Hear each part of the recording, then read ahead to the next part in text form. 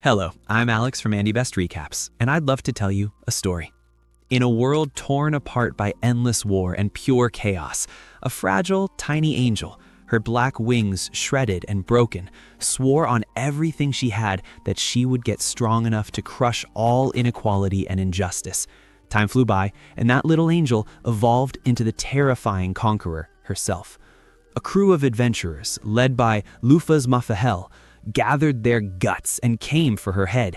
But man, did she unleash power beyond anyone's wildest dreams. We're talking an unstoppable ability that could utterly overwhelm even heroes of the absolute highest rank.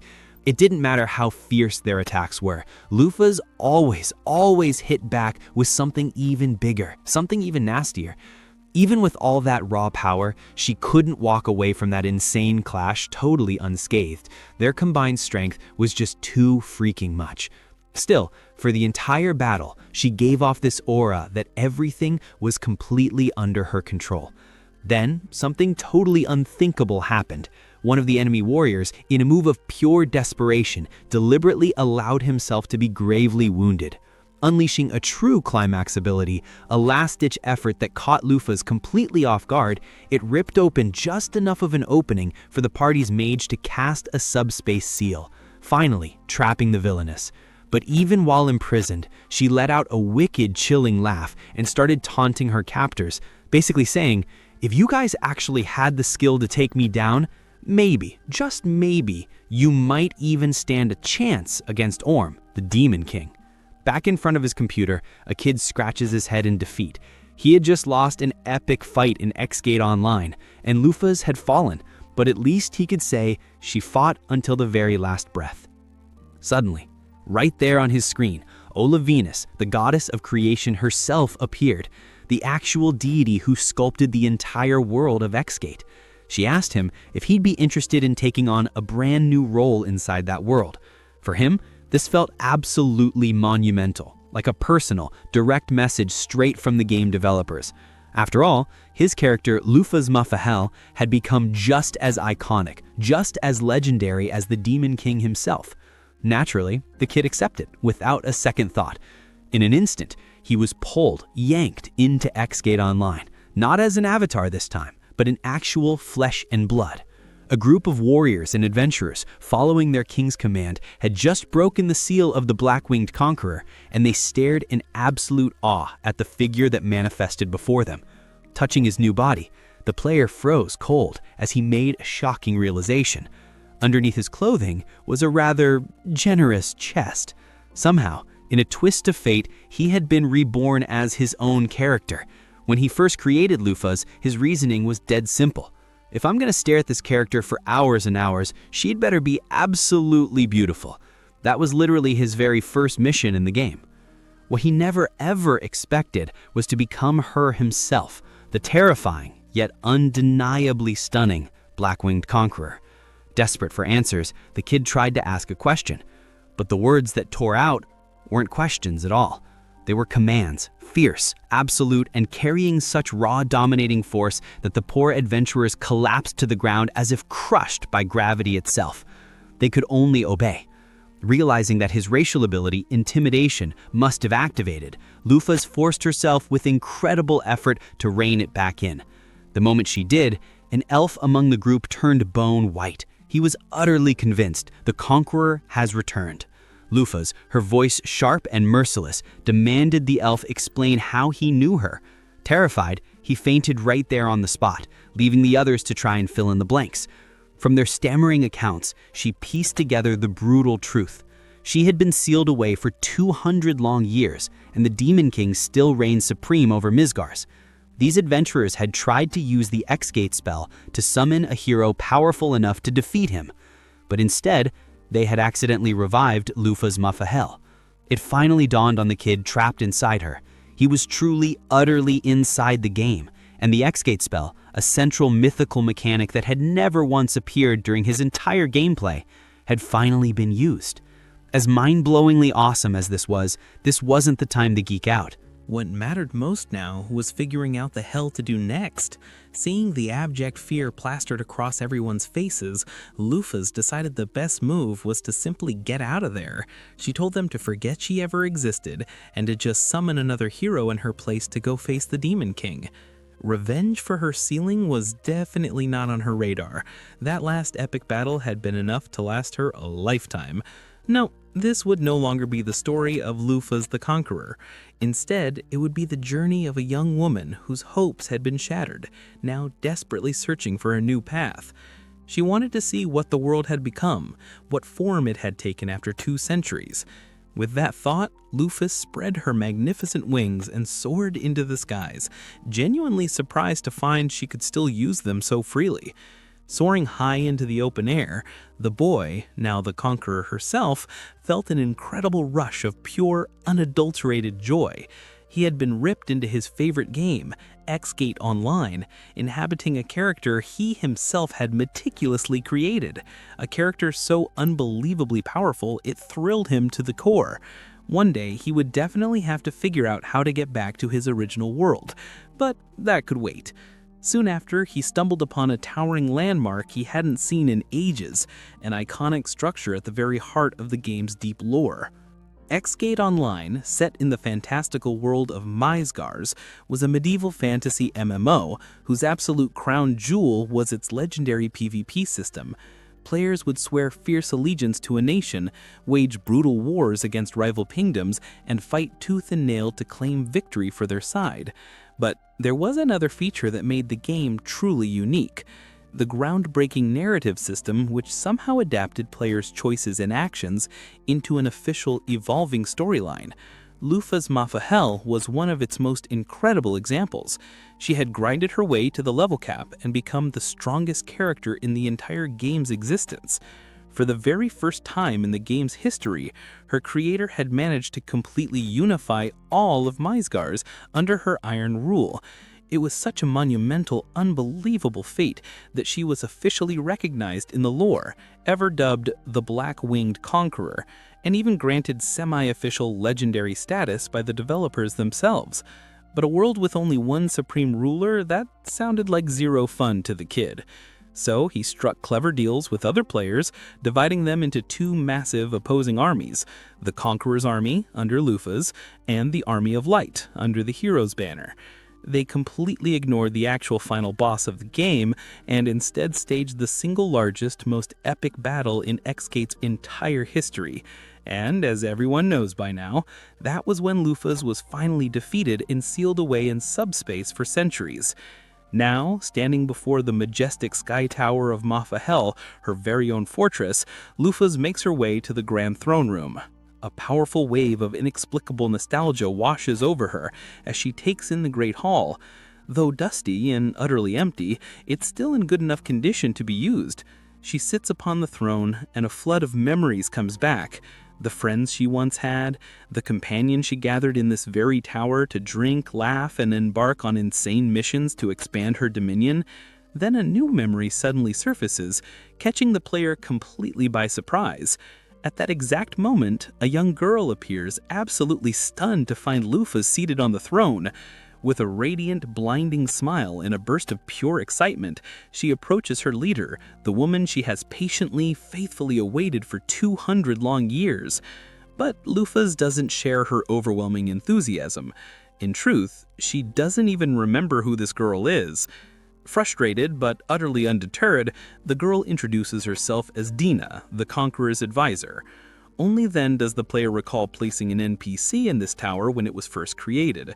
Apparently, the generic backstory he had given her had been enough for Dina to develop her own genuine will and consciousness, which at least explains why she had been waiting so long. After all, Dina is no human player. To avoid making the situation even more awkward, Lufas quickly apologizes for forgetting such a loyal servant and genuinely thanks Dina for safeguarding the massive tower in her long absence. After Lufas recounts the incredible story of how she arrived there, Dina speculates that the ones responsible for freeing her master must have come from the western nation of Levitan, since they had been preparing a hero summoning ritual for quite some time. Curious about the state of the world, Lufas asks what has happened since her departure. Dina explains that the despised heroes who once defeated her master became legendary as the Seven Heroes, each going on to found their own powerful nation. 2 centuries have passed, and now 4 of them are dead, leaving only 3, all from races with naturally longer lifespans. The Demon King still lives, and so do the 12 celestial stars of conquest, the incredibly rare and powerful NPC beasts Lufus herself had designed to serve her in war. Back then, she believed a true ruler should always be surrounded by formidable subordinates, like 4 epic generals or something, so she meticulously created them. Dina knows the exact whereabouts of 6 of these creatures and reveals that 2 have actually joined the Demon King, believing they are avenging her death. Though they fight in her name, her master completely disapproves of the path they've taken and vows to deliver them a harsh, unforgettable reprimand. In any case, the Conqueror's creator intends to see the world's current state with her own eyes and confirm whether the 3 surviving heroes are actual players like him. For that, she must embark on a grand journey to reunite the 12 stars. Dina informs her that the nearest one, Ares the Ram, is located in Svel, home to one of the 3 remaining heroes, Megrez. Ares is currently camped out at the foot of a nearby volcano, still trying to break into Svel after all these years. Without a moment's hesitation, Lufus decides they should head there at once, but Dina warns her not to rush out carelessly. Her master is simply too well known. She would be instantly recognized by anyone. Yet Dina reminds her that long-lived races like the elves certainly would, and those distinct black wings are far too unique to ignore.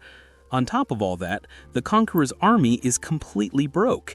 If they truly plan to embark on this epic journey, they're going to need some serious cash.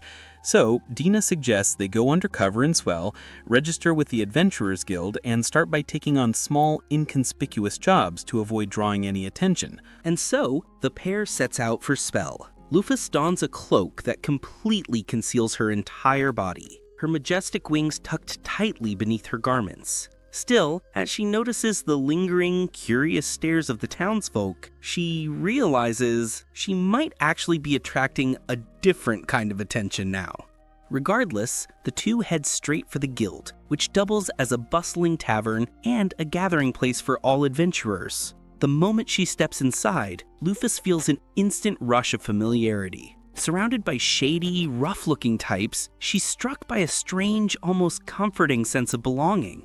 It's a nostalgic reminder of her wild days as an adventurer before she ever founded her own nation. Standing before the quest board, Dina suggests they start small with a simple job paying 120 Li to find a dozen lost cats. But Lufus quickly points out that tracking animals by scent is a beastman skill, making it far too difficult for them. So Dina finds another request, exterminating orcs, affectionately known as porks.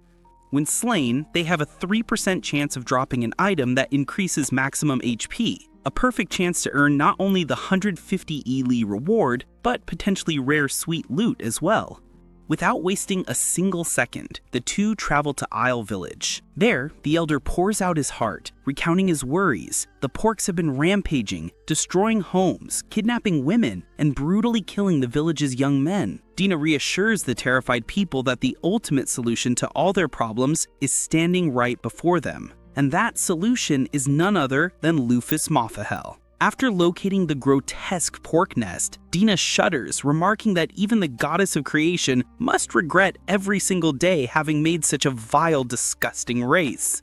Lufus responds that the goddess is merciful and loves all equally, but Dina insists that Alovanus is not quite so benevolent when it comes to these guys. Either way, she's absolutely eager to see her master wipe out these filthy orcs once and for all. Lufus steps forward, spreading her vast, powerful black wings as she prepares for battle. First, she meticulously checks her status to confirm she truly is at the maximum level, and that everything is in perfect order to absolutely devastate these swine-like creatures. Of course, there's a massive difference between crushing enemies with a controller in hand and doing it in real life. The player feels a flicker of genuine unease. But since they're already here, it's better to try than to back down like a coward. With that firmly in mind, Lufus snaps her fingers, awakening her incredible alchemic creation skill. At once, dozens of magical swords erupt from the very earth and launch themselves with deadly precision toward the enemy monsters, tearing through the guards at the entrance with sinister ease and brutal, horrifying violence. Though she's the one slaughtering these creatures without mercy, the player feels absolutely nothing as the massacre unfolds. In the next instant, every single orc rushes out from within the cave to face the intruder. There's an overwhelming, terrifying number of warriors, and at the absolute center of it all, their massive, grotesque leader looms, promising to be a far, far greater threat. Dina's jaw drops in pure fear, while Lufus remains perfectly composed, radiating calm. The moment the monsters charge at her, the Conqueror realizes just how absurdly, laughably slow they are. Every single movement looks like the agonizing crawl of crippled slugs compared to her lightning speed. With almost laughable ease, Mothahel rips the heads off the lesser orcs as if it were nothing more than a child's pathetic game. As blood rains down, the larger orc's eyes quivered with pure dread, and the black-winged Conqueror can't help but reflect on just how incredibly fragile these creatures truly are. In a desperate, primal frenzy, the orc chief hurls himself forward with all his immense weight, unleashing blow after blow. The very ground shakes beneath his fury, the terrain collapsing into utter chaos. And yet, despite this raging storm of blind rage, Lufus remains utterly untouched, pristine, completely unscathed. As flames rise, wrapping the monstrous chief in a fiery prison, the winged celestial reflects that the real difference isn't their fragility at all. It's that her strength and speed are so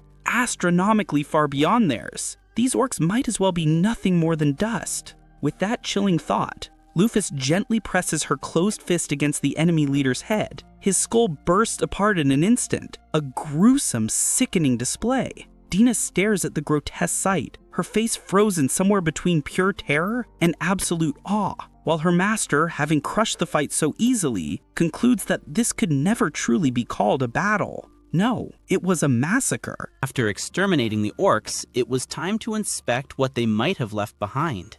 Dina then mentions that they got lucky in their hunt, because when orcs are defeated without damaging their backs, their vitality remains in their bodies, which can then be used to increase the vitality of whoever consumes it. Normally, these monsters are always in battles and end up wounded, so finding an orc with its back in perfect condition is extremely rare, with only a 3% chance.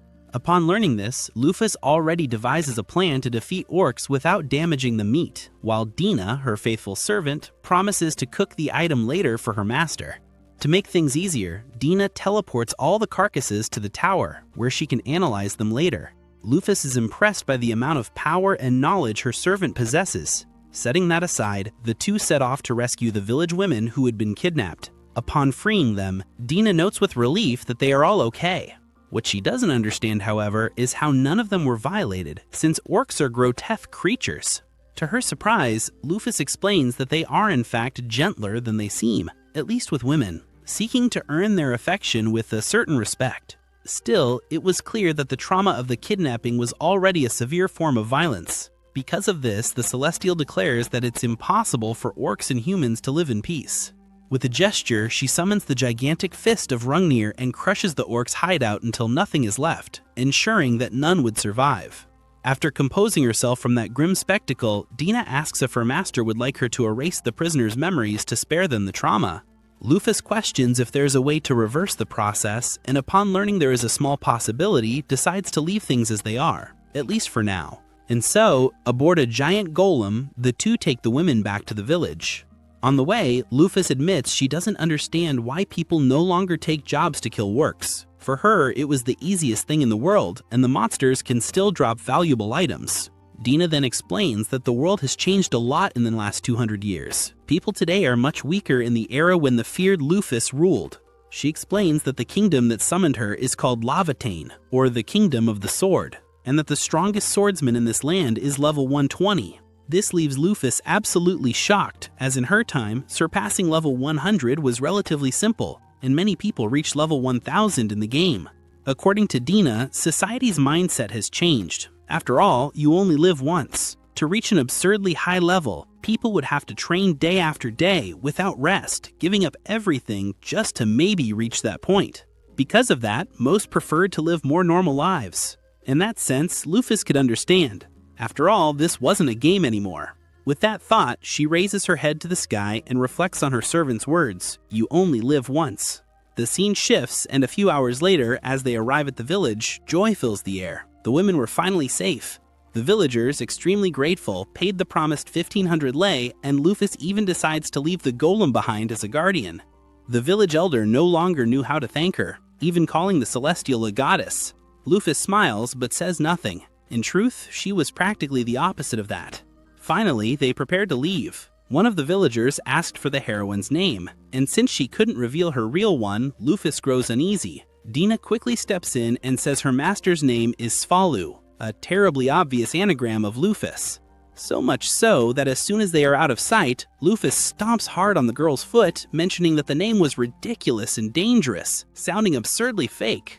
Nevertheless, Dina, unshakable as always, tanks the pain of the stomp and walks on, confident she did the best she could under pressure.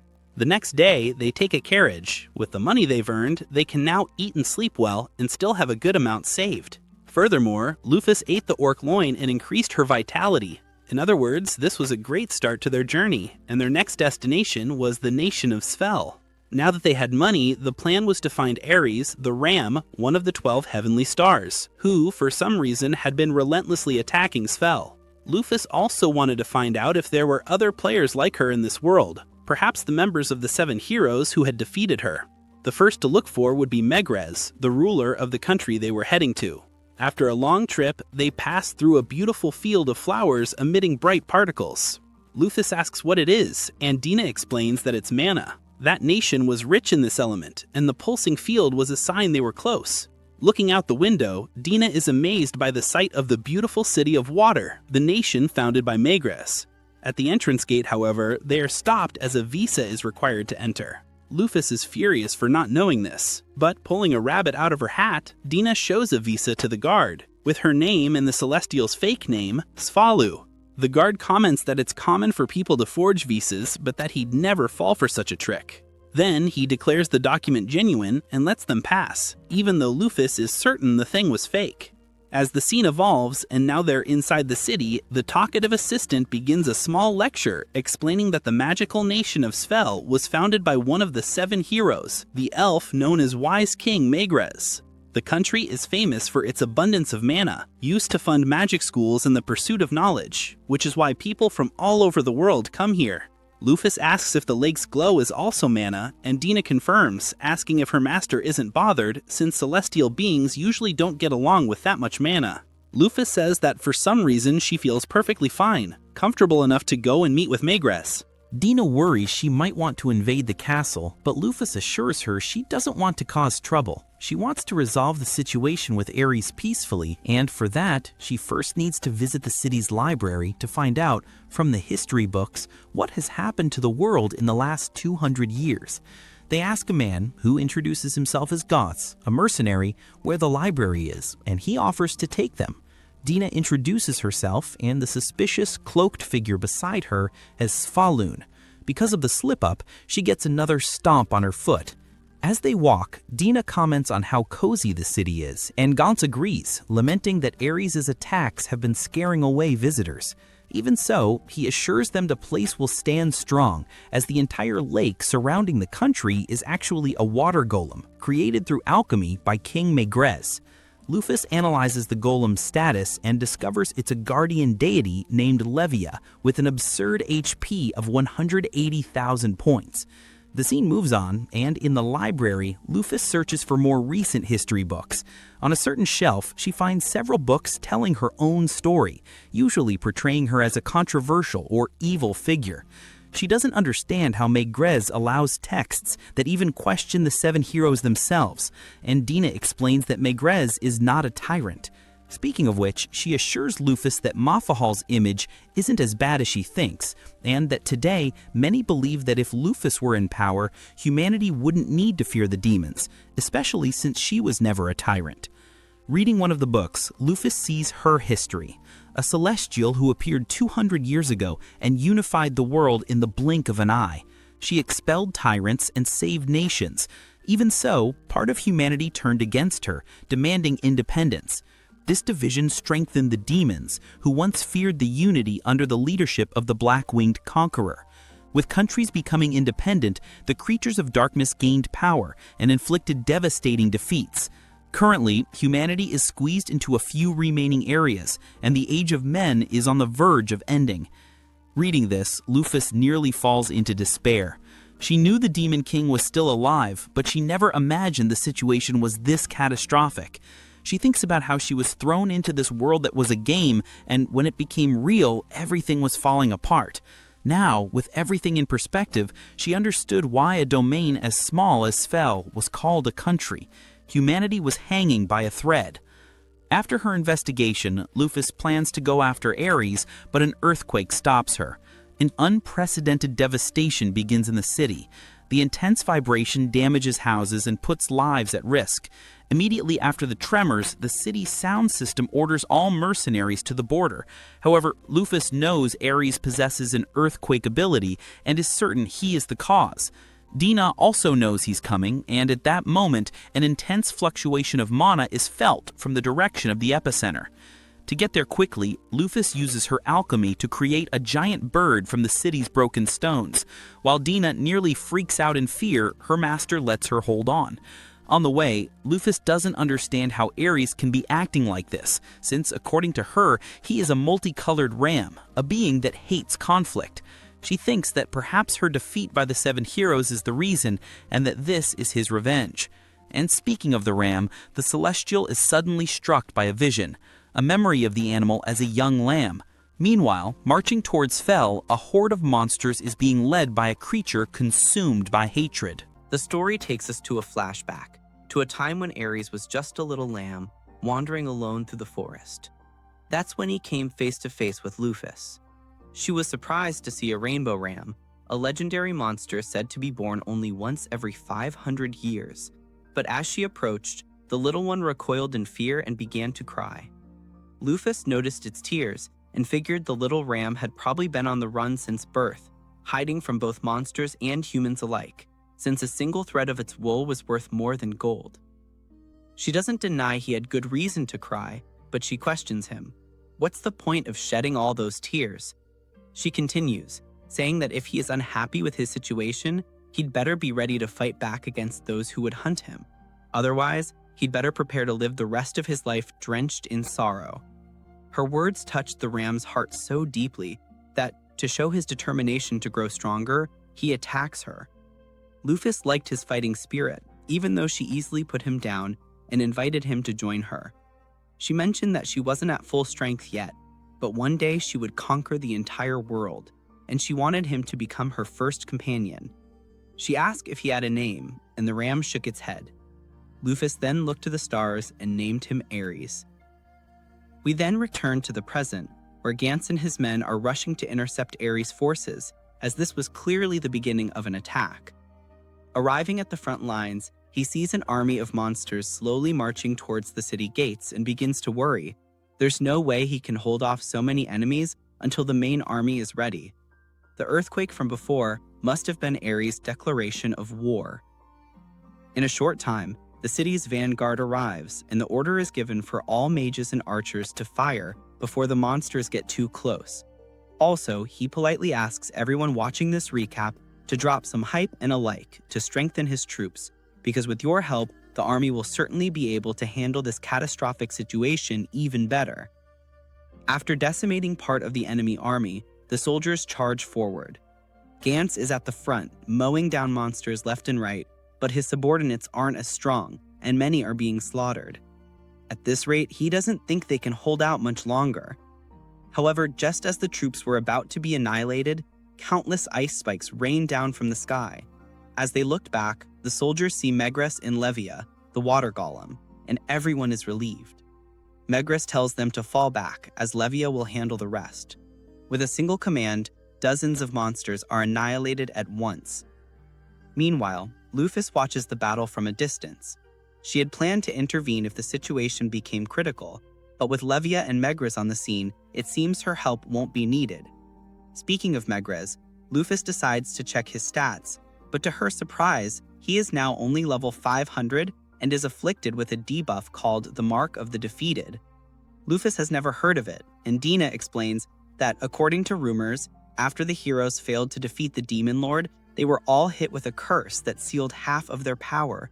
In other words, if Megris can't use his full power, it means he can't create more golems like Levia. That is to say, if he falls, the city is doomed. Suddenly, the ground shakes as a giant monster approaches from the mountain, and this threat is none other than Ares. After a brief standoff, Ares and Levia collide. As Ares' element is fire, Levia should have the advantage. Because of this, the golem uses a water spiral attack, forcing Ares to retreat, but he comes back with a massive fireball. At first, it seems the attack missed its target, but the real objective was Megris. But Levia manages to intervene and extinguish the blast. Megrez then sends Levia as a giant wave, but Ares uses a flame hop skill to jump over it and charges straight for the king. Megrez raises a barrier, but with only half his strength, the shield begins to crack. Before he can break through, Levia appears from behind and puts him in a chokehold. The soldiers cheer, but Lufus knows that although Levia will win this battle, he won't win the war.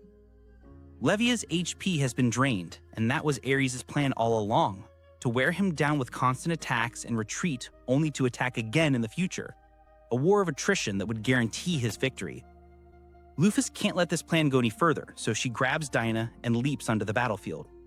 Just as Ares is about to launch another powerful attack, Lufus kicks him, sending him flying.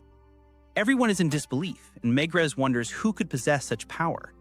But as soon as he hears the way she speaks, he realizes. Lufus doesn't want to confirm anything yet, telling Megrez she will handle Ares and that they will have a talk later. Before she leaves, Megrez warns her that someone is manipulating Ares from behind. Coming from an old friend, Lufus says she'll keep the warning in mind and flies off to confront him. Upon arriving, Ares asks who she is, which surprises her since in the game, he only made ram noises. As he doesn't recognize her, she activates her intimidation skill. As soon as he feels the terrifying pressure, he remembers his master. But even with her right in front of him, Ares refuses to believe it, as he is sure Lufus died a long time ago. Lufus doesn't want to waste time with words, simply saying that if he doesn't believe it, he's free to test her strength, and promises, as a courtesy, not to hurt him too much. Ares prepares to attack with full force, and Lufus even gets excited as this will be her first real fight. Ares charges with intensity, but after pushing her back for a few hundred meters, Lufus stops his momentum with one hand and calls him adorable for trying so hard. For a reward, she says she will give him a hug. In the next second, Ares is being lifted into the air by his head. Lufus throws him high, flies after him, and once she is above him, says she is going to pet him lightly, delivering a punch so hard it even hurt me, sending him back to the ground. However, before he lands, she flies underneath and decides to pet his chin, sending him back into the air. The people watch the fight and just think that the confrontation is balanced because while Lufus was hitting, Ares was getting hit. Lufus finally smashes him into the ground. However, the ram is still not willing to give up and begins to burn with bright blue flames, concentrating his strongest attack. She tells him to come at her with everything he has. He charges with incredible speed, and with a huge smile on her face, Lufus moves to intercept him, resulting in a gigantic explosion. When the dust settles, we see that Lufus has stopped Ares again with the palm of her hand and then flicks him into the rocks, asking if he still doubts. But suddenly he jumps out of the rubble, changes into his human form, and apologizes for his foolish behavior. Lufus is shocked as she even knew Ares had a human form, but she doesn't remember designing him with that appearance. Regardless, after 20 minutes of a lot of crying, Ares finally calms down. Lufus looks at his stats and sees that although his level is the same, his abilities have greatly improved. She says she's on a mission to gather her 12 heavenly stars, and he's the first, so she won't take no for an answer. Ares is happy to be the first once again and agrees to join her, but he has a few questions. Like, for example, who is that blue-haired woman? Dinah can't believe he doesn't remember her. She runs up to him, looks him in the eyes, and reminds him that she has been by Lufus' side the entire time. Suddenly, Ares recalls vague memories of Dinah next to the throne, but since she never moved, he thought she was a piece of furniture. He is surprised to find out she can talk, and she was very upset to be called furniture by the ram.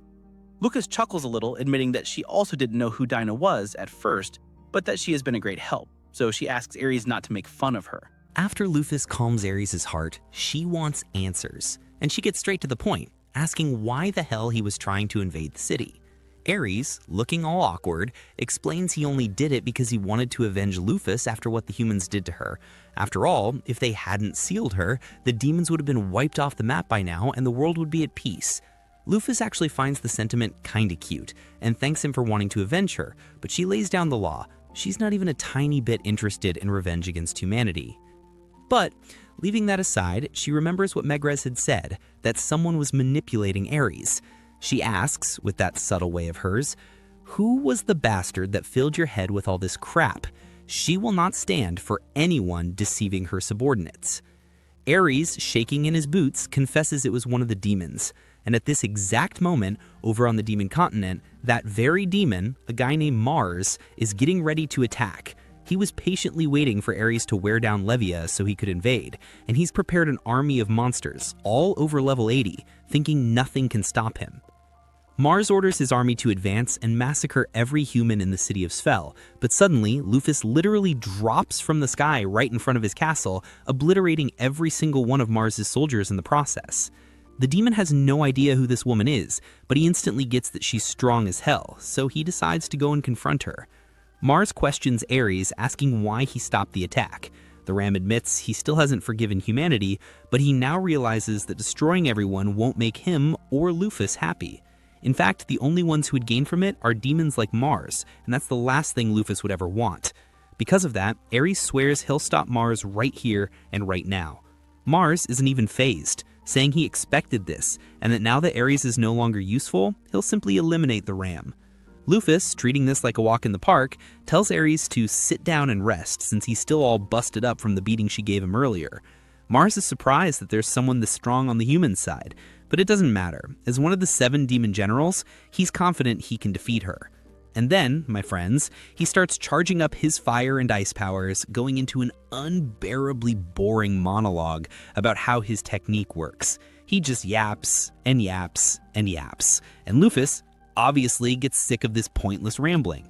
She just rams a punch straight into his face, so hard that the poor guy is sent blasting into the sky. And I can tell you for sure that was an extremely satisfying punch. With that problem solved, there's nothing left to do here. But before they go, she has some questions about those 7 demon generals. Ares is about to explain, but before he can say a word, Dina pops out of a portal and says, "I'll handle the explanation." She tells Lufus that these generals were formed 80 years ago and are the Demon Lord's strongest subordinates. Lufus is floored. Mars was one of the strongest? That dude couldn't have been more than level 300. Dina then explains the real situation. Humanity wasn't the only side that got weaker over the last 200 years. The heroes were cursed, yes, but before that, they took out almost all of the Demon Lord's truly powerful subordinates with them. Basically, the only ones who left who are on Lufus's level are the big boss himself and his son. At that moment, Ares notices that Lufus didn't actually kill any of the monsters when she landed. She confirms it. She doesn't think it's right to kill the creatures since they haven't done anything wrong. But Dina gets worried. If they're left alone, they might end up hurting people. Lufus, of course, already thought of a brilliant solution. She uses her power to subjugate all the monsters in the area, putting them under her control. She then gives a simple order: return to your natural habitats and avoid attacking humans without a good reason. The monsters start to wander off, and Lufus is happy. Case closed. After that, she heads back to Svel to give Megrez a report. She tells him she's gotten Ares under control and also took care of the demon general behind the whole mess. Megrez is relieved, but he asks about the monsters. Lufus informs him she placed them all under her command, so they won't be a problem. Hearing all this, Megrez has no more doubts. He asks her to come with him to discuss things in private. Lufus, or rather the player inside her, hesitates for a second because the anticipation is killing him. In the game, the player who controlled Megrez was a top ranker, a friend he played with all the time. He's desperately hoping the Megrez in front of him is the same guy. As Megrez heads back to the castle, a bunch of bootlicking nobles surround him, talking about how worried they were, but Dina immediately sees there's zero sincerity there. These guys are only worried about protecting their own necks. Megrez leads Lufus and the others to his office and assures them the place is secure. There she can show her true form. Lufus obliges and spreads her magnificent wings. And Megrez's reaction? Pure terror. To Lufus's total disappointment, his face is one of panic. It's clear in an instant. He has no memories of being a player. And that just deflates her, to say the least, because maybe she really is alone in this world. Magrez misinterprets her disappointment, thinking she's disgusted by his weak state. He asks if she's come back for revenge for them sealing her. Lufus explains her return was a pure accident. The humans tried to summon a hero and accidentally got her instead. She then gets what's going on. Magrez feels guilty. If he and the other heroes hadn't sealed her, the demons would have been defeated long ago. Being worshipped as a hero while blaming himself for humanity's downfall must be eating him up inside. Lufus lays down the law. She tells him to stop blaming himself for the past. The truth is, he defeated a powerful enemy, and if he and the others rose up against her, it was her own fault for being an inadequate ruler. Magrez can hardly believe what he's hearing. He still tries to argue that he deserves to pay, but Lufus cuts him off, telling him to stop blaming himself. He is the hero of this country, so he needs to be proud. Magrez is touched by the advice and promises to follow it. After that, Lufus uses her magic and restores all of Levia's lost HP. The golem returns to the water, and Lufus apologizes for the trouble Eris caused, though Eris, still grumpy, refuses to apologize. Magrez asks what she plans to do now. Lufus says she'll keep traveling to reunite her 12 heavenly stars. Dina informs her that the next one on the list is Libra, the guardian of the Mausoleum of the Black Wing. Lufus asks what the hell that is. Dina explains that after she was sealed, all the people who admired her got together to build the world's largest structure as a memorial for her. And at the very top, all of Lufus's old treasures and loots were stored, with Libra acting as a guard to protect them.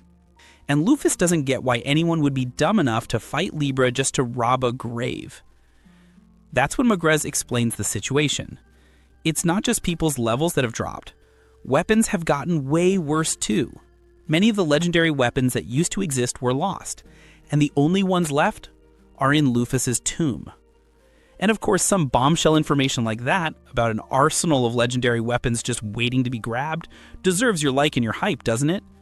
Go on, help strengthen the channel so Lufus can get that loot. Humanity has been desperately trying to get its hands on those weapons to fight the demons, but thanks to Libra, all attempts have ended in brutal failure. Magrez, being pretty smart, makes a request. After Lufus retrieves Libra and her treasures, he asks her to please leave behind anything she doesn't plan on using. Lufus agrees. Before they go, Magrez says he has a gift. He uses a powerful magic to hide Lufus's wings so she doesn't have to wear that hood all the time, and also gives her a new outfit, which is much easier to move around in. On the way out, Lufus goes to say goodbye to Gauntz. The guy's confused, not understanding why such a beautiful woman is talking to him. Lufus takes off her glasses to show him it's her, and Gauntz's jaw just drops. He had no idea she was that hot. She thanks him for the help, and he wishes her safe travels. He almost asks if she's the Lufus from the legends, but he suddenly stops himself and tells her to forget it. Meanwhile, elsewhere, Mars finally crash lands face first in a forest. While he was flying, he realized the only person capable of hitting him that hard would be Lufus Mafal herself. But if she's back, all his plans will go down the drain. At that exact moment, a mysterious woman approaches, and my friends, she is identical to Lufus.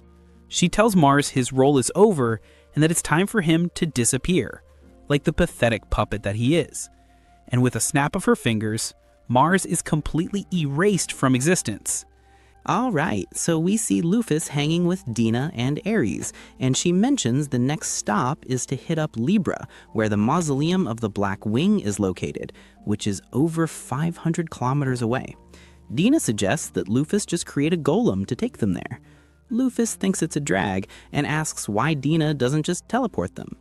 And Dina gives that classic sigh, the one that means she's about to explain the obvious. She mentions that teleporting is mainly for personal use, and that transporting other people is risky. If the person has even a tiny bit of unconscious refusal, the teleport can have all kinds of bizarre side effects. Besides, she was really looking forward to a real road trip. She then asks Lufus to include a bathroom and a place to sleep in the golem. And while Lufus has never heard of a golem with an ensuite, we see Ares get super excited about the idea, so she agrees to try. She waves her hand, starts the creation process, and eventually the golem is a full-blown RV. She then uses some logs from the forest to create the furniture. Dina is stoked that they'll have comfy beds and asks if Lufus can make some soft blankets too. Lufus looks around for materials, and then she remembers that Ares is a sheep. And, well, I'm sure you know what happened next. With the RV all set, Dina suggests she give it a name. Lufus thinks for a bit and decides to call it Tanaka. And I still don't get why, but they took the chance to create a full-on commercial about the benefits of buying a Tanaka, mentioning that anyone who smashes that like and hype button will get a special discount on their purchase, and anyone who subscribes and hits that bell will be entered to win a road trip with Lufus and Dina. After traveling for a while, we see it's gotten dark, and Dina suggests they stop to make camp. As soon as they step outside, though, Dina smells something different in the air. She investigates and discovers a perfect natural hot spring behind some bushes. She goes nuts, totally stoked to take a bath. Lufus doesn't get the big deal, since the Tanaka already has a bathroom, but Dina says a natural spring is way better. She grabs Ares' hand to get in right away, but the ram reminds her that despite appearances, he's still a guy, and he'll wait his turn. Hearing this hits Lufus hard. Despite her appearance, she is still mentally a guy, and the idea of bathing with Dina is incredibly awkward, but she can't explain the real situation, so she decides to just stand there facing the trees until Dina gets undressed and into the water. As soon as Dina sinks in, she lets out a giant sigh of satisfaction. She calls for Lufus to get in too. Lufus thinks about making an excuse, but it's no use. She obeys and starts to undress. But before she can get in, Dina reminds her it's bad etiquette to get in the water without tying up her hair, otherwise loose strands get everywhere. Lufus agrees, and Dina offers to tie it for her. The problem, Dina isn't wearing a towel. Lufus, not knowing where to look, just tells her to stay put and that she'll go over to her. After Lufus gets in, Dina helps tie her hair, but there's not much they can do about Lufus's feathers that start to fall out in the hot water. Lufus apologizes, but Dina says it's nothing, and that she should just enjoy the chance to relax her wings. As the two of them soak side by side, the player inside starts staring at Dina's body, and he realizes something bizarre. In his past life, he wasn't a total degenerate, but he appreciated the female form. But now, even staring right at Dina's body, he feels absolutely nothing. He comes to the conclusion that he's all dried up. Dina notices Lufus seems a bit zoned out, but before she can ask, she spots a group of adaptive frogs on a rock, explaining that the green ones are male and the pink ones are female, and when there are more males than females, they fight to see who, well, gets the rights to the female. After a winner is decided, the two remaining males, well, one of them turns into a female and joins the one that's left. Our protagonist then has a minor existential crisis, questioning if his preferences have changed too, but he quickly dismisses all that and just suggests they get out of the spring. Minutes later, they return to the Tanaka and tell Ares the bath is free. The scene changes, and the next day the group finally arrives at the Mausoleum of the Black Wing. Lufus is absolutely shocked, not just because the structure is gigantic, but because, for some reason, there's an entire city around it. Dina explains that because so many adventurers kept trying to loot the tomb for Lufus's treasures, merchants started gathering there to sell them equipment. I mean, where there's a problem, there's always someone ready to make a buck off it. As a result, more and more people showed up until it became a village, and now Lufus's tomb is basically a tourist trap. Ares, on the other hand, is completely pissed. He can't believe the disrespect and says he's ready to destroy the whole place.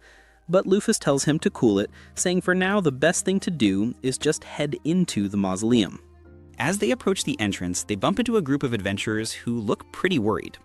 Apparently, a recon squad was sent in 2 months ago, but they never returned, and people are thinking something real bad happened. The adventurers see Lufus heading for the entrance and warn her not to go. After all, if the recon team with 50 of the nation's strongest adventurers vanished, a tiny party of 3 wouldn't stand a chance. Lufus thanks them for the concern, but assures them she can handle it. Inside, as they walk the tunnels, Ares suddenly stops. He senses something approaching. A moment later, one of the golems that Lufus mass-produced 200 years ago steps out of the darkness. Dina explains that a lot of them were left over and now roam the mausoleum, attacking any intruders. Our protagonist mentions that there's nothing to worry about then, since it'll definitely recognize them. Well, in theory anyway, because when the golem sees Dina, it immediately charges right at her. Lufus and Eris just conclude that it also must think she's a piece of furniture, since even they didn't remember her when they first came back. Because of this, Lufus decides to destroy the golem, but before she can act, that group of adventurers from before shows up and jumps in to save Dina. The team's name is Hawkeye, and they followed Lufus in because they were worried. However, this sense of heroism might cost them big time. While the group barely even hits level 40, the golem is level 150. In other words, the chances of this going south are huge. As they fight, we see they're well coordinated, but they aren't even scratching it. Lufus, seeing they're going to get one-shotted if they take a single hit, asks Eris to help out. He immediately rushes in, blows past the adventurers, and lands a flaming punch that sends the golem flying, totally destroyed. The group's leader, Jean, goes nuts and runs up to Eris asking how he did that. Eris gets all flustered while Lufus steps in, telling Jean to calm down. The group introduces themselves: Jean, the warrior, Nick, a sort of agile warrior, and Richard, an armored warrior, and Shu, the group's archer. I can't believe how unbalanced this team is. It's all warriors plus one archer. Since they're doing intros, she says her name is Sufal and she's a high-level ranger merchant. Dina and Eris, not knowing what to say, just claim they're rangers too. Jean gets this really concerned look on his face and mentions that Lufus's team is super unbalanced, and for some reason that just made me laugh so hard. Jean then offers to accompany Lufus's party as support. She was about to refuse, but Dina quickly accepts, saying she'd love the extra help. As they walk, Dina with a little smirk explains to Lufus that they can just use the adventurers as cannon fodder to test the traps and do as much of the work as possible, and that's when Lufus realizes that Dina has some pretty dark thoughts sometimes. Anyway, Lufus decides to let the group stick around and plans to help as much as she can so she doesn't have to carry that guilt. The scene then changes. Meanwhile, at the top of the pyramid, the recon squad that went missing finally reaches the top floor. They swear they'll get the arsenal of weapons for humanity's sake, but when they arrive, they come face to face with Libra. She immediately orders them to leave within 10 seconds or they will be eliminated. The adventurers try to reason with her, but Libra doesn't care. When the countdown hits 0, she activates Brachium, sealing the adventurers in a deadly bubble ready to be executed. So we're back with Lufus, Dina, Eris, and the Hawkeye crew as they keep pushing through the mausoleum. Right now, we see the Hawkeye guys in a fight with a golem, and the narrator's assessment here is clear. Based on how useless their hits are, the chance of them getting wrecked is pretty much 100%. And, well, the only reason that doesn't happen is because Lufus herself interferes, subtly telling the golem to just stop moving. And to make things worse, we find out this has already happened countless times. Lufus is obviously questioning her choice to let them tag along. Not only is she stuck babysitting them, which is annoying as hell, she also has to listen to their completely delusional speech about how they're so strong and have won so many battles. For our hero, this is surely a real test of her resilience. Anyway, one way or another, the group reaches floor 106, and consequently, the final Guardian Golem. And my friends, this one is way beefier, level 600. Lufus knows the adventurers would be turned into paste the second they got close, so she tells everyone to stand back, while asking you, who are watching, for the love of God to smash that like and hype button to strengthen the party so everyone can get out of this fight alive. Your help will definitely power them up so they can finally reach Libra. The Hawkeye team tries to argue it's too dangerous, but Dina, who's completely out of patience, tells them not to worry because Sufal has a plan. Lufus approaches the golem and asks if it recognizes her. The golem reacts to her face, but attacks anyway. This forces her to defend herself, and in one counterattack, she slices the thing in half with a single blow. But as she turns to go up the stairs, the golem, in its final moments, calls her name and says, "Welcome home." And guys, seriously, I thought this scene was so well built. The way Lufus reacts, first with shock, and then how her expression hardens, you really feel the weight of the moment, and you sympathize with her, just like she does with it. She then thanks it for protecting the place for 200 years, and says its job is over. It can finally rest. The golem seems happy, and powers down for good. After that, she starts to head up, but the Hawkeye team tells her to stop, saying it's too risky, and they want to go with her. Lufas, who's so done babysitting, lays down the law, explaining they would die instantly if Libra attacked. The adventurers can't argue with that, but before she goes, they ask who she really is. They know they're not the sharpest tools in the shed, but even they figured out the only reason they're still alive is because she's been saving their asses this whole time. Lufas pauses for a moment, and then just says she doesn't intend to answer, and heads up without another word. Dinah and Eris stay behind too, since neither of them could handle Libra's Brachium. In other words, Lufas has to handle this alone. As she climbs, she reflects on why she felt genuine sadness when she destroyed that golem. She remembers that when he was the player, he didn't care about stuff like that. However, he realizes that being in Lufas's body is somehow mixing their feelings, and he can't feel indifferent to this world and its inhabitants anymore. Finally, Lufas reaches the top floor and finds Libra. The Guardian starts the 10-second countdown for the intruder to leave, but Lufas just takes off her glasses and spreads her wings, revealing her identity. Seeing this, Libra stops the countdown and starts trying to process, but she still can't believe it. She confirms the person in front of her is a 99% genetic match for Lufas, but it's still statistically impossible.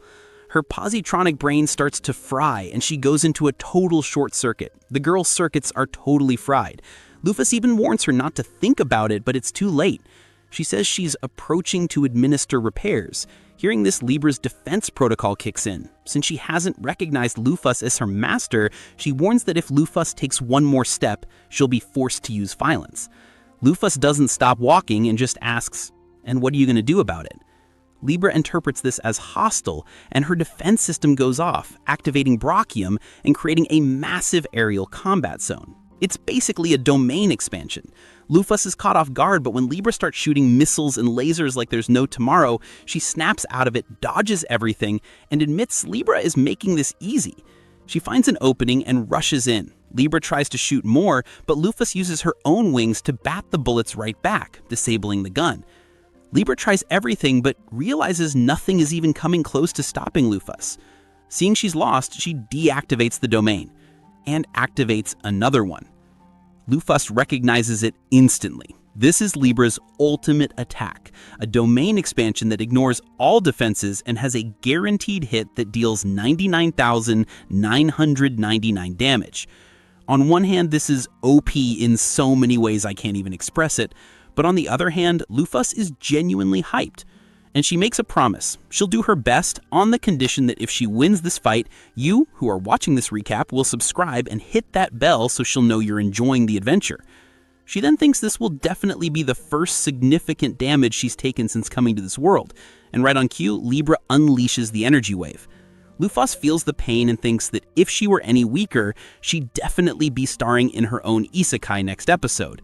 But she's her, and she has more than enough HP to tank the hit. Because of that, she keeps pushing forward until she's face to face with Libra. Her opponent tries one last laser to the face, but Lufas ducks, grabs the sword arm, and casts the magic All Repair. This fixes all the damage Libra has suffered over 200 years.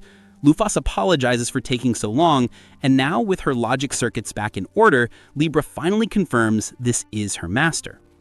She powers down to finally get some rest.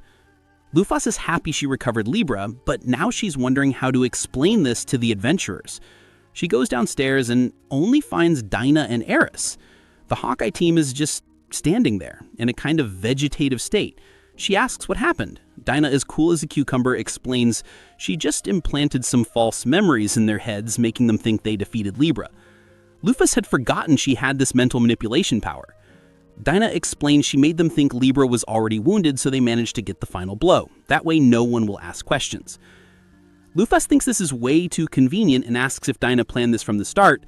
She doesn't deny it. With a creepy smile, she says that was the only reason she tolerated those obstacles. Lufas gets chills seeing how cold she can be, but is glad they're not enemies.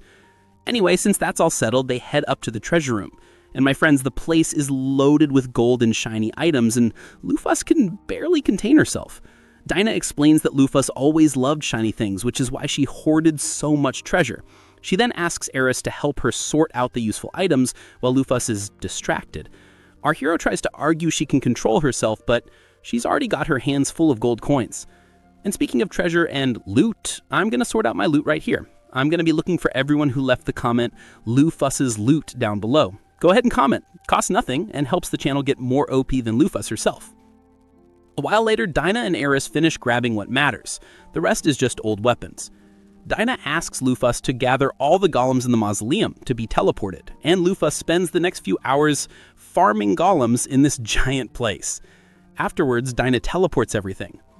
Lufus asks if it's okay to leave the adventurers, and Dinah says it's fine. Minutes after they leave, the Hawkeye team wakes up, 100% convinced they cleared the mausoleum. Outside, Dinah fixes Libra's clothes and reactivates her. The first thing Libra does is greet Eris and the unknown lady. Dinah again can't believe another one doesn't recognize her, while Lufus just laughs and explains that Dinah is her advisor. Libra is shocked as she has no data on Dinah. She even finds some damaged memory files about Dinah, but for now she decides to just accept the situation. Lufus then asks if Libra wants to serve her once more, and of course she accepts with all her heart. Our hero wants to know about the other heavenly stars, but Libra knows nothing, having been trapped in the tomb for 200 years. At that moment, Lufus turns to Dinah, and Dinah, all smiles, explains the next one is Parthenos the Virgin, who lives secretly in a village 2,000 kilometers away, a village she created. Lufus is relieved she's not causing trouble, until Dinah mentions that the mountain where the village is was Lufus's homeland, and that Parthenos kicked out all the winged Celestials, Lufus's race, from there, creating an uninhabitable zone. And our protagonist, once again, is disappointed. Alright, so we get this flashback to when Lufus was still the player, but the scene doesn't develop much because her thought is interrupted by Dinah, who asks what's going on. Lufus just deflects, saying she was having a dream, and changes the subject by mentioning how comfortable it is inside the Tanaka, the golem she turned into an RV. Dinah tries to dig for info, asking what she dreamed about, but Lufus just says she thinks it was important, but she can't remember what. Because of that, she decides to focus on the mission and asks if they're still far from Vanaheimer, Lufus's homeland. At that moment, Eris wants to know if Parthenos the Virgin kicked out Lufus's race, the Winged Celestials, where did they go? Dinah explains they now live in Gjallarhorn, a nation founded by one of the 7 heroes, Merak, the King of the Skies. Lufus immediately gets that she won't get along with them because of her Blackwing backstory, but she needs to check if Merak, just like Megrez, remembers anything from the game. By nightfall, the group arrives at Gjallarhorn, and my friends, the city is a logistical nightmare, built entirely on the face of a cliff. Eris notices the city is split into black and white, and Dinah explains the obvious: the nation is suffering from a civil war. Basically, the White-Winged Celestials think they're better than everyone, and it caused a massive civil beef. On the other side, you have the opposition, who are the supporters of the Mixed Wings. Lufus asks why Merak hasn't fixed this, and Dinah explains the hero is trying to stay neutral. The classic fence-sitter, to which Libra mentions straight up that he is being an absolute incompetent. Lufus even tries to run defense for him, asking her not to talk like that.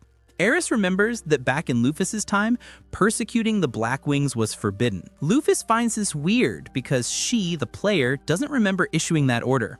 Dinah explains that as soon as Lufus was sealed, the White Wings used it as a chance to claim superiority, and the Black Wings fought back. And this beef has been going on for 200 years. Lufus feels kinda guilty and decides she has to do something. The problem is, her race lives 1,500 years on average, so obviously a ton of them definitely knew her 200 years ago. She has to cover her face. When it's time to go up, they realize the hassle. The city was built for people who can fly. Eris starts complaining, but Libra says she has the perfect solution. She activates Aerial Jet, and before Lufus can say no, the robot grabs everyone and blasts off towards the Blackwing side of the city. They land safely, but the sound of a jet engine wakes up the whole neighborhood. Lufus scolds Libra for being so loud, but Libra, with 100% sincerity, basically says she doesn't give a damn about anyone's feelings except for Lufus's. The people are confused. Dinah introduces herself as a merchant, and Lufus, introducing herself as Sufal, apologizes for the mess.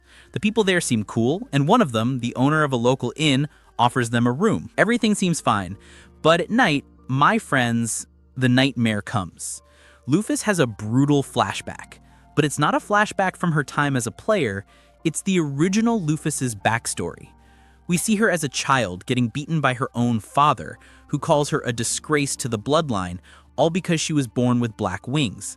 And this is an infuriating moment to watch. And just when you think it can't get any worse, we see him lock her in a dark shed with no food while he's all smiles socializing with his rich white-winged friends. But even in this horrible situation, we see that Lufus's mother, who looks sick, sneaks out to bring her food. Lufus, even in that horrible situation, just hugs her mom and tells her to go back inside. But on the way, we get another dose of rage as the father appears, sees the scene, and gets furious. The young Lufus tries to protect her mom, but she's too weak. The father punches her in the face, throws her to the ground, and drags his wife away, leaving the little Lufus alone in the rain. And right there, she realizes the world is unfair, the goddess of creation isn't coming to save her, and she'll have to get strong enough to end all the suffering. With that, she runs away from home, vowing she would conquer the world. At that moment, our Lufus jolts awake. Libra, who was on guard, asks if she's okay. Lufus brushes it off, saying it was just a dream, but her inner self, the player, is freaking out, with the absolute certainty that he never wrote that backstory. And that's when it hits him. The dream, the emotions, they're the memories of the original Lufus.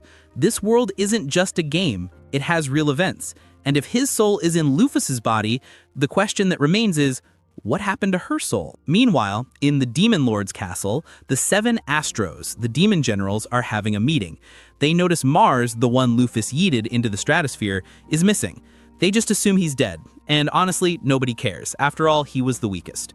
Suddenly, Venus, that deep web Lufus we saw at the end of episode 4, appears. She says she knows what happened to Mars.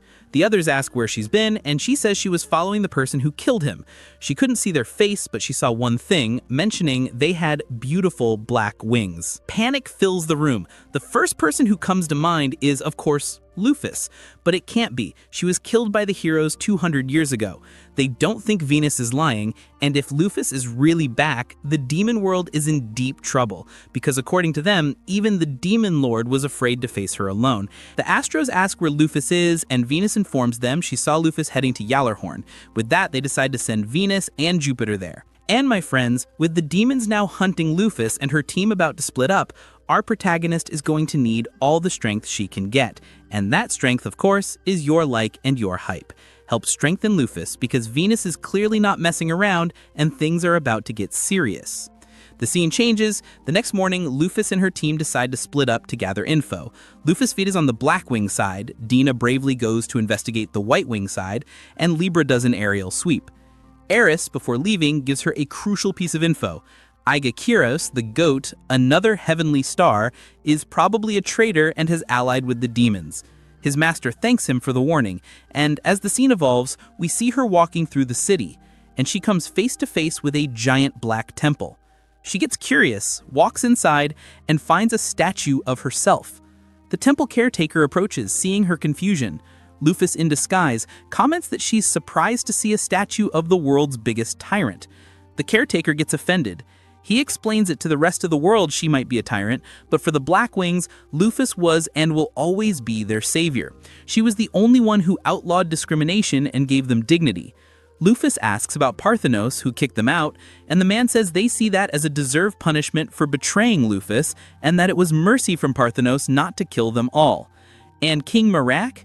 The caretaker's face sours. The worst kind of fool.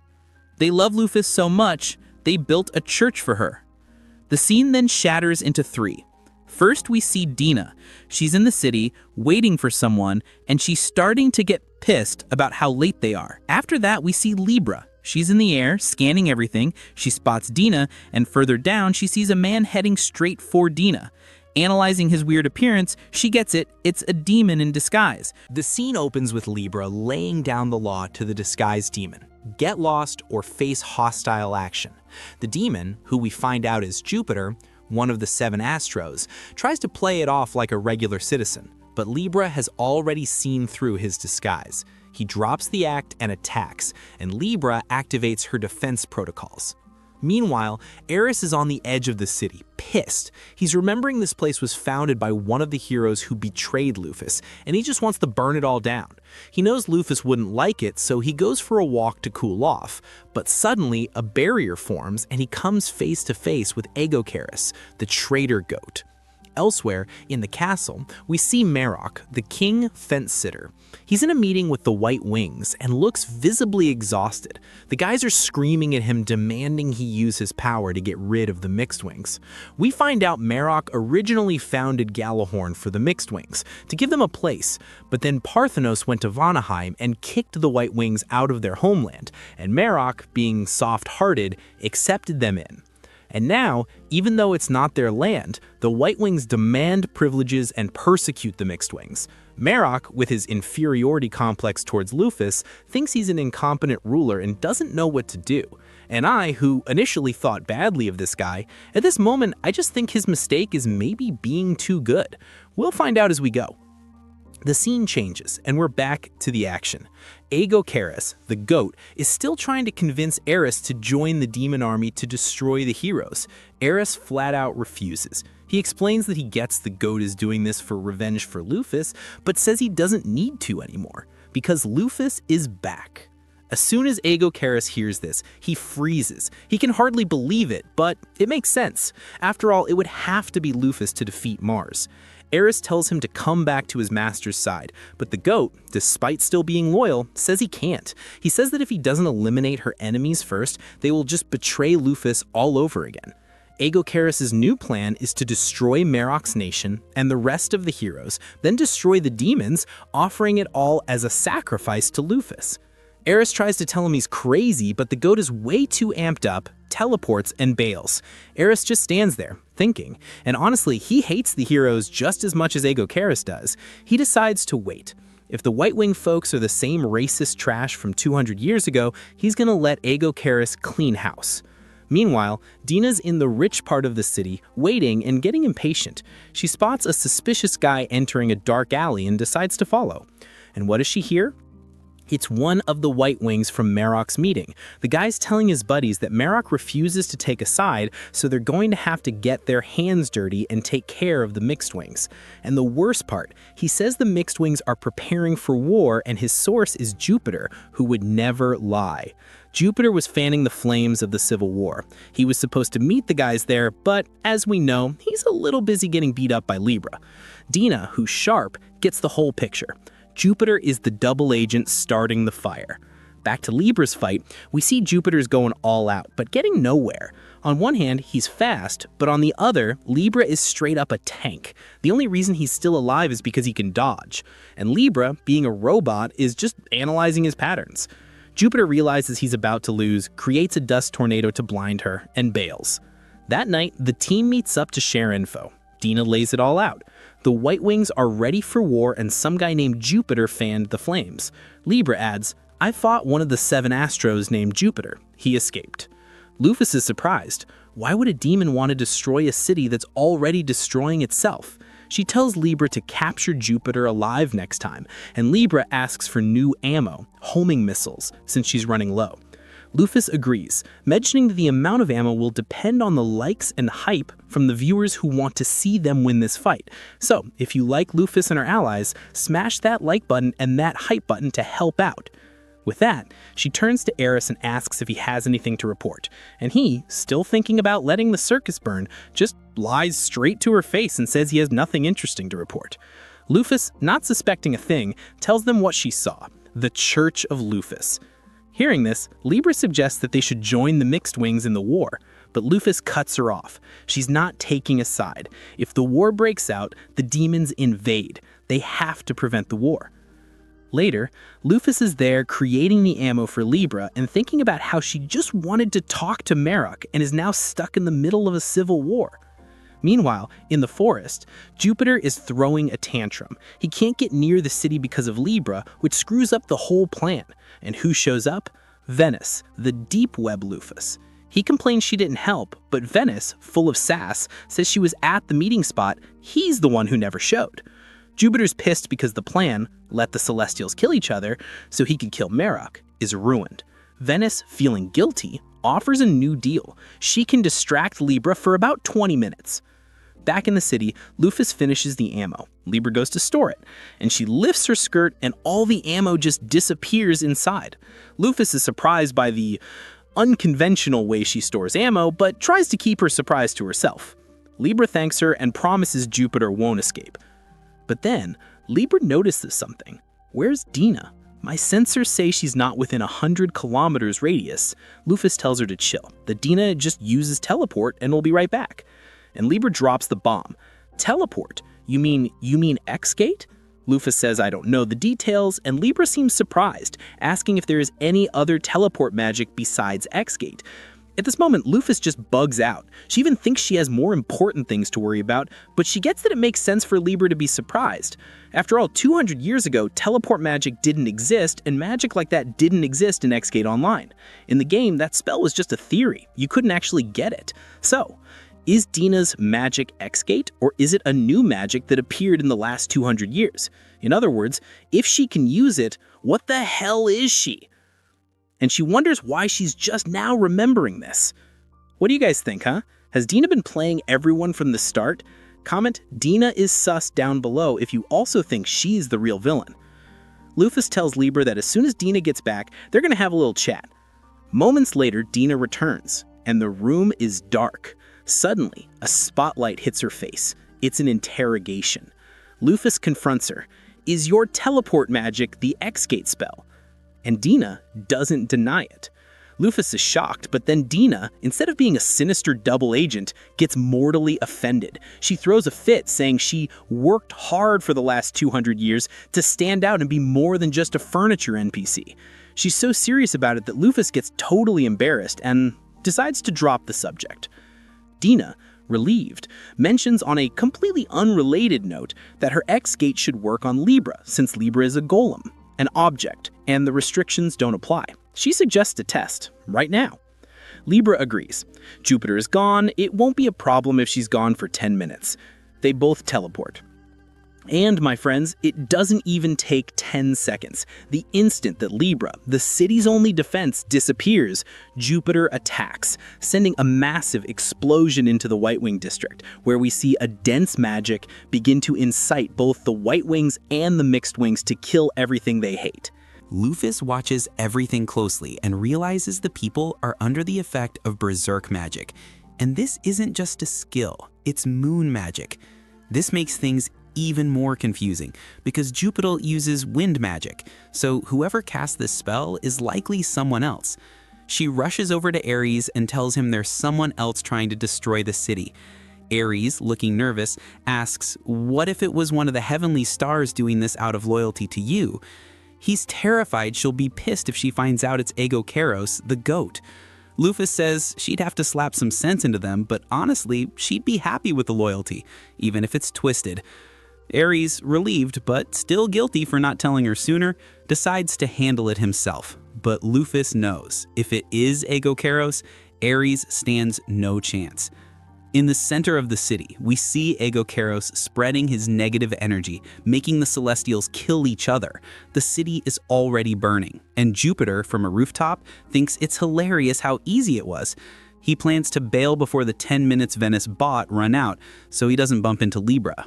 But to his sorrow, guess who appears behind him a second later? Yes, my friends? Libra. Jupiter doesn't understand how she got back so fast. Libra, who has already analyzed all his patterns, simply states his chance of victory is less than 1%, offering mercy if he surrenders. Obviously, he refuses and tries to run, but Libra has seen this trick before and shoots him in the back. With his reaction time slowed by pain, he can't dodge the homing missiles, the ones Lufus made with "you're like" from the last episode. He tries to create a wind barrier, but Libra punches right through it and buries him in the ground. He tries to use wind magic to silence the area and hide, but Libra simply punches through the wall and grabs him by the neck, telling him silencing sound does nothing against her radar. Jupiter, in a panic, uses a wind blast on her hands to break free and runs away in desperation. And I can't believe this guy's gonna escape again. Meanwhile, Ares arrives at the center to face Aegokeros. The goat figures out Ares is there to stop him, but refuses to undo the berserk spell until the city is dust. They start fighting. Ares is at a disadvantage against the goat's moveset, but he doesn't give up. He sees an opening and pierces Aegokeros' chest with a fire punch. However, that was just a clone. The real Aegocaris was flying above them the whole time, charging up a spirit bomb of evil energy. He throws the bomb at Ares to kill him, but at the last second, Lufus appears and blocks the attack with one hand. She yells at Aegocaris, calling him a fool for trying to actually kill Ares. But the goat doesn't even hear the insults. The moment he sees it's Lufus, he starts crying tears of joy. Lufus was going to punch him, but seeing him cry, she stops. She understands he did this out of twisted loyalty. She asks him to undo the spell and says she'll forgive the mess if he serves her again. The goat, happier than a pig in mud, turns human, swears loyalty, and slips into her shadow. He undoes the spell, but warns her the war won't stop. The spell only amplified the hate that was already there. The sides still hate each other and will kill each other anyway. Lufus realizes the situation is worse than she thought, but suddenly Dina appears and says she has a way to stop the war. Aegocaris is confused as he doesn't recognize Dina, but has a vague memory of her being a background character 200 years ago. Meanwhile, Jupiter is running for his life, trying to escape Libra. But no matter where he goes, Libra always finds him, like she's playing cat and mouse. Finally, she corners him in a place with no civilians and says she can use Barakium freely. She gives him 10 seconds. Jupiter, broken, surrenders. The scene changes. In the town square, the war is about to fully break out. But then Merak appears and starts giving a speech, asking the people to lower their weapons. Lufus is happy to see Merak, but shocked to see one of his wings is missing. Dina explains it's the Demon King's curse. Besides sealing half their power, the curse takes a body part. Megris lost his legs, Merak lost a wing, and for a Celestial, never flying again is a terrible fate. We see that unfortunately, Merak's speech isn't doing much, but then Libra arrives, dragging the tied-up Jupiter. Dina goes down there to tell the full story. She points at Jupiter and says, "This guy is one of the Demon King's 7 Astros." The White Wings recognize him instantly. After all, he was conspiring with them. Dina drops the truth bomb, asking who benefits from the nation's destruction. The people finally connect the dots, understanding it was all demon manipulation. Their hate turns toward Jupiter. And here comes the bizarre part. Jupiter is on the ground, and when he looks up, he sees Dina smiling and realizes she is identical to Venus.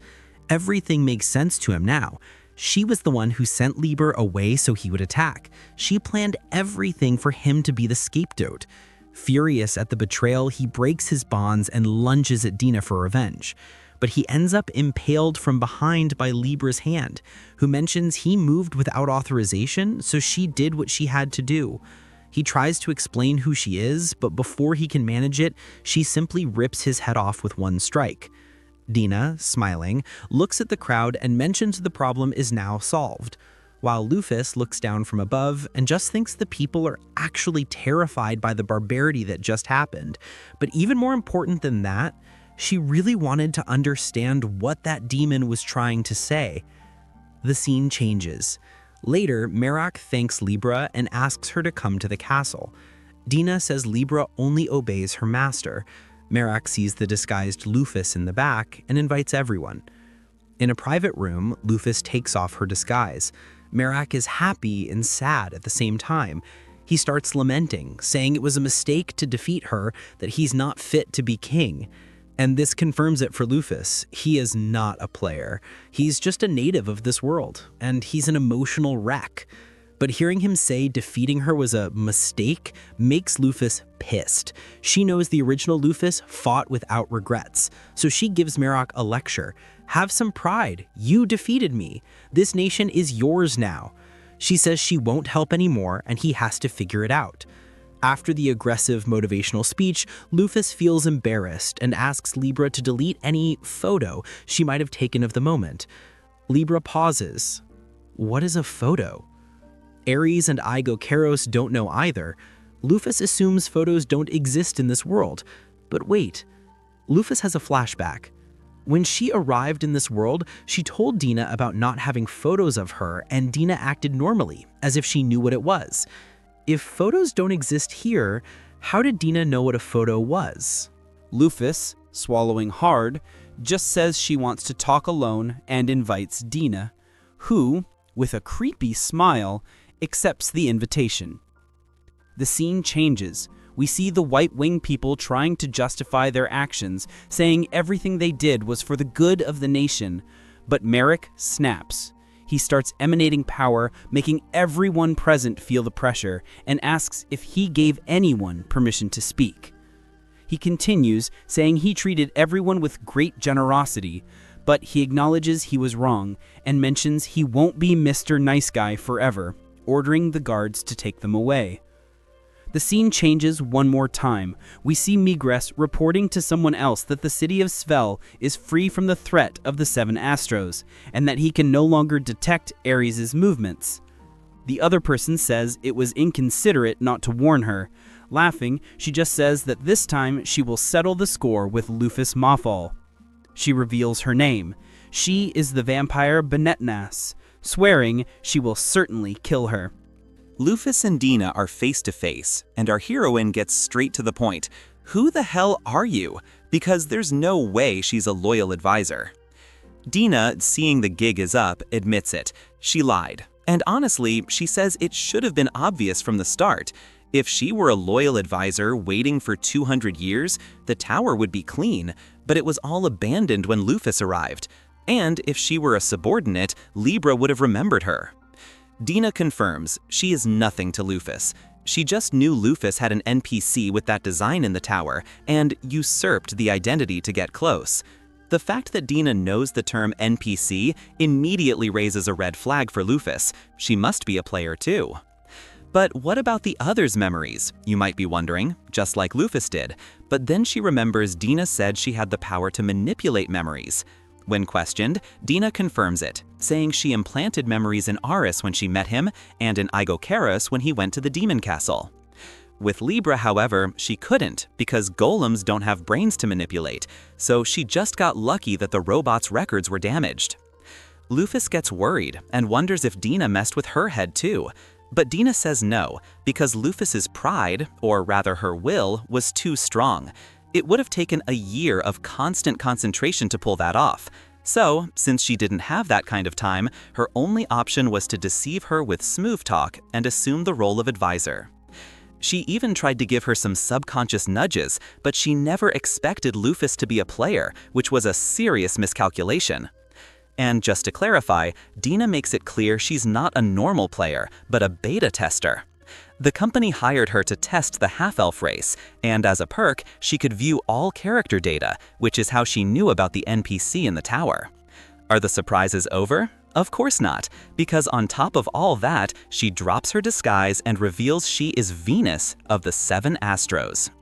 However, she planned to keep up the act until Lufus and the demons killed each other, but since she's been found out, the only option is to crush Lufus and turn her into a pawn by force. Lufus laughs. You with level 300? Venus laughs back. That's a fake screen, honey. I'm level 1000, just like you. She flies up, creates a barrier so no one can interfere, and fires a laser. Lufus blocks it without a scratch. Venus decides to get serious and summons hundreds of swords. Lufus is worried at first, but realizes the DPS, damage per second, is low. She parries the swords and creates her own, but Venus opens X-Gate portals and sends them right back. Lufus tries a tackle, Venus teleports and uses water magic. Lufus cuts it with a kick. Our protagonist then flies up, but Venus says it's useless because she can use her X-Gate to teleport. Except not really, because our X-Boss has already figured out the pattern.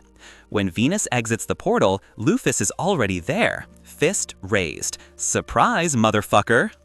Venus dodges and counters with a punch, but Lufus doesn't even feel it. She mentions attacks like that won't work on her, because Venus might be strong, but her class is backline mage. Because of that, her physical stats are a joke compared to Lufus's HP. Our protagonist, who is full-on brawler, gives her an open palm slap that sends Venus crashing to the ground. She gently asks Dina to give up, because technically, a mage can fight on the front lines, but they need a specific build, and Dina never did that. She mentions Dina only tested the balancing, but was never a tryhard of the game. Since she never participated in real combat, her opponent is infinitely superior in skill. Lufus asks for peace, and Dina asks if she's going to forgive the betrayal. Lufus says that despite everything, Dina helped a lot, and the only thing she asks in return is to know why she chose such a complicated method if she wanted to destroy the demons. Dina stays silent and then says she hasn't lost yet because she has one last trick. At that moment, she unironically pulls a Pain and summons a giant meteor right on Lufus's head, teleporting away so she doesn't die too. Lufus could run, but the meteor would unironically destroy Gjallarhorn, so she has no choice but to tank it. She flies straight at the meteor with zero fear, landing a kick mixed with strength, courage, and the power of plot armor, causing the meteor to simply disintegrate. To the people down below, it just looked like expensive fireworks. Lufus lands and asks if Dina wants to continue. Her opponent admits defeat. If her strongest attack did nothing, it's over. Lufus wants explanations, and Dina tells the truth. She mentions she came to this world right after Lufus was sealed and realized she wasn't in the game world, but in the serialization of the game. In other words, the novels. And this is a shock for Lufus. The game had a system that turned player actions into official stories. The problem? Few people got in, and the number of players was way higher than the number of authors. Dina looked for other players, but found no one. All her friends were already natives of this world. She concluded she was the only player brought here. Frustrated and alone in a world on the brink of destruction, knowing she wasn't strong enough to kill the Demon King alone, she planned to infiltrate to delay the conquest from within. And when Lufus returned, she planned to use her to kill the Demon King once and for all. It sounds convincing, but Lufus feels like something is wrong. She doesn't know what it is, but her instinct says there's something fishy going on. But the only thing she wants to know is, are you my enemy or not? Dina guarantees she isn't, and Lufus, surprising everyone, asks her to go back to being her advisor. Dina is incredulous. After all that? Lufus doesn't care. She owes Dina a lot, and having a subordinate full of secret plots sounds fun. Dina asks if Lufus is really a player, because that answer sounded way too in character. Lufus laughs and admits the memories are blending. But the truth is, she's happy to find someone in the same situation. Yes, Dina tried to manipulate her, but Lufus was going to kill the Demon King anyway, so whatever. Dina, moved, agrees to serve loyally. Moments later, Lufus's subordinates arrive, worried about the meteor. Lufus makes up a story that she was attacked by a mysterious force. No one questions it. They prepare to leave and go get Parthenos. Lufus asks Aigokeros about the other stars. He says Scorpius the Scorpion is also with the demons, and Leon the Lion is at war against the vampire princess Bennett Nosh. In other words, looks like a lot of trouble is coming. But there's one more thing. Aigokeros heard a rumor that the kingdom managed to summon a hero. The scene changes to the castle of Levatum, where we see the mages completing the ritual, and in the center of the circle appears a boy who looks exactly like, I don't know, a generic isekai anime protagonist. So we get a flashback telling the origins of the new summoned hero, and his name is Minamiju Yuji. He was a normal student on his way to class when he heard voices asking for help. Thinking someone needed an ambulance, he said he'd help. But the reality is, he ended up getting transported to a room full of people staring at him. They say they summoned him and beg for help to defeat the demons and the conqueror Lufus. Obviously, he has no idea what's going on, so they explain the situation. And while any normal person would hesitate to go to war for a nation that just kidnapped them, Minamiju dreams of being a police officer. So, to be true to himself, he can't turn his back on people asking for help. He accepts being the hero, but weeks later, he realizes the hero life is rough. He's training with Friedrich, one of the world's greatest swordsmen. The problem? Friedrich doesn't speak human words, he just growls. Minamiju tries to ask for a different technique, and Friedrich growls at him. The kid shuts up instantly. At that moment, the vice captain translates, saying Friedrich is mad because Minamiju got distracted. And speaking of distractions and randomness, we see Friedrich dash off without a single growl. Why? Simple, to catch a mouse that appeared nearby. To wrap up the team assembly, Cross comes running, announcing the hero's party is ready. Minamiju thinks it's way too soon, but he goes to meet the team. The group is Friedrich, the Growling Swordsman, the Vice Captain, Cross, and Alfie, who is the daughter of Gantz that adventurer Lufus saved way back. They are the kingdom's elite. Minamiju feels honored, but then the king says, "Time to go kill the Demon King." And the kid freezes. After all, he arrived 3 weeks ago and barely knows how to hold a sword. It's obvious he doesn't feel ready, but if the king ordered it, there's nothing to be done. So he goes to meet his destiny, even though he's terrified. However, just as he's about to leave, a black feather falls from the sky, then several more. Everyone looks up in pure terror, and no one has the courage to speak. Minamiju wakes up and sees Lufus Mafal and the Demon King Orm staring at each other in the air. Cross starts shaking with fear, thinking they came to destroy the kingdom. But in reality, Lufus and Orm only have eyes for each other, while my head just exploded. Since you must be wondering how we got into this situation, well, to explain, we need to go back a bit in time. We get another flashback where Aigekeros told Lufus about the summoning. Lufus knows the hero class is special because in the game, anyone who got that class leveled up fast. If the kingdom summoned a hero, he has insane potential, but he must still be weak. To make matters worse, if Aigekeros knows, the demons know too, so they'll try to kill the hero in the cradle. Dina, however, reminds her that the kingdom has the barrier, created by the ancient hero Alioth. Lufus remembers that skill, Soul Succession. It was a pain in the ass in the game because it creates a barrier that buffs allies and debuffs enemies, lasting until combat ends.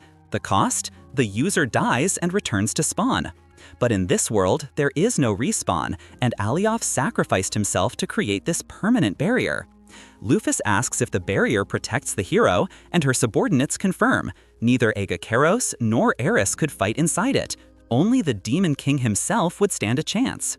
This reassures Lufus, but she decides to go check it out. She arrives at the barrier and admires its strength, concluding no one could enter, except Orm. And speaking of the devil, the man himself arrives right there. Back to the present, Lufus and Orm face off. The Demon King says it's a pleasure to meet her and calls her Alcor. He releases his spiritual pressure and the hero's party down below crumbles to the ground. Just his presence knocks them out. Lufus asks what Alcor is, and Orm explains it's the name demons use for her out of fear and respect. It's the name of the Star of Death, because whoever crosses her path dies. Lufus is amused and asks if he came to kill the hero out of fear. Orm laughs, mentioning he only fears 2 people, the omnipotent goddess and Lufus. He came because he knew Lufus would be there, mentioning he has a confession. In the past, he avoided fighting her because she was too strong. But after she was defeated, he realized Lufus was the only one acting outside the goddess's script, and because of that, he never should have let her lose. Lufus doesn't understand. Orm says, "Want to know the truth? Prove you are worthy." And with those words, they fly up and begin the battle. And my friends, this isn't a fight. It's literally a natural disaster. Every blow makes the ground shake. Minamiju is shocked, but he's handling it better than Alfie, who is having a full-blown panic attack. Orm grabs Lufus's leg, spins her, and punches her in the chest. Lufus loses her breath, but counters with a knee to the chin that sends Orm into the clouds. She follows him and delivers a punch so strong it splits the clouds in half. But in an insane twist, Orm stops her attack with a single hand. He says he's impressed. Lufus tries to play it cool, saying he's good too, but inside, she's freaking out. Orm blocked her full power attack like it was nothing. She realizes she has no chance. The short fight already took 50,000 HP off her, and she's sure Orm has way more. She descends to the ground. Orm calmly follows. Down below, the heroes group is in shambles. Alfie is gonna need therapy, but Minami Juji is still standing. Orm tells Lufus she did well, but asks, why didn't you use your full strength? Lufus doesn't understand because she did go all out. But Orm recalls that 200 years ago, Lufus was much stronger. And the player is shocked to hear this, wondering if the original Lufus was even more terrifying than him? Orm sees the confusion on her face and understands everything. He curses the goddess. She must have put locks on Lufus so she wouldn't oppose her anymore, mentioning it's too early to fight because Lufus won't be able to overcome the goddess's scenario like this. Lufus asks for explanations. Orm drops the bomb. Everything in this world follows the goddess's script, including the demons. They are just pawns to make things exciting. No one ever asked why demons kill. Lufus thought it was for territory, but Orm explains no. He goes further, saying demons disappear if they don't kill because they were created that way by the goddess. And whoever dies turns into mana for the world. In other words, if demons didn't exist, there would be no magic. But since they exist, the world is trapped in a cycle of endless killing. Everything planned by the goddess. And he himself was left in charge to ensure the demons didn't get out of control. Cross, down below, hears this and snaps. He can't believe the goddess of mercy, Alovenus, is toying with the world. Orm basically confirms it, and Cross starts crying because he dedicated his life to a lie. Orm continues, mentioning that the fact the heroes betrayed Lufus was the goddess's influence. Because if it were to make sense, they could have waited for her to defeat the demons and attacked her after. But they killed her before, and that was a stupid, unnatural decision. The result was that they lost the fight against the demons. And the conclusion of this whole story is that things had to be this way so the original scenario and the demons could continue to exist. But before Orm can say more, Dina opens a portal and attacks him, while Libra appears to get Lufus out of there, telling her to retreat. On the cliff, Orm speaks to Dina. He created a sound barrier so they can talk, calling her Venus. He asks if she knew Lufus was weakened. Dina smiles and says she knew. Orm asks if she was responsible. And Dina answers, the only one strong enough to do that would be the omnipotent goddess Alovenus. And it's not like I'm her, right?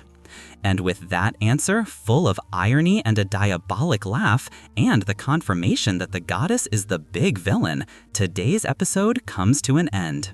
And I have so many questions. Is Dina the goddess, or does she work for her? And poor Minami Juji, will he survive in this wretched world?